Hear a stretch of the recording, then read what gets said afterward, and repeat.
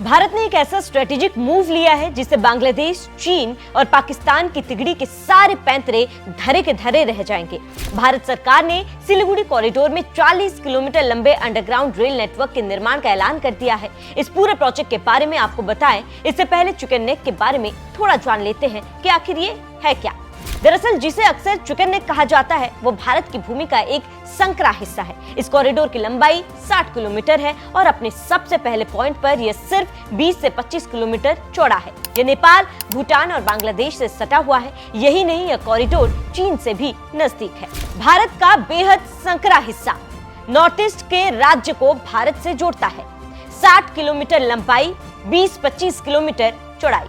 दरअसल मोहम्मद यूनुस का एक पाकिस्तानी जनरल को एक विवादित नक्शा थमाना हो, भारत के चिकन नेक के पास बांग्लादेश की सीमा में पाकिस्तान के पाले हुए आतंकियों का दिखाई देना हो, या फिर यूनुस का चीनी राजदूत को तिस्ता साइट विजिट कराना और अपने बोगोरा एयरबेस पर चीन की ड्रोन बनाने वाली फैक्ट्री लगाने को मंजूरी देना हो, ये वो तमाम बातें हैं जो भारत के खिलाफ साजिश रचे जाने का सबूत ही है।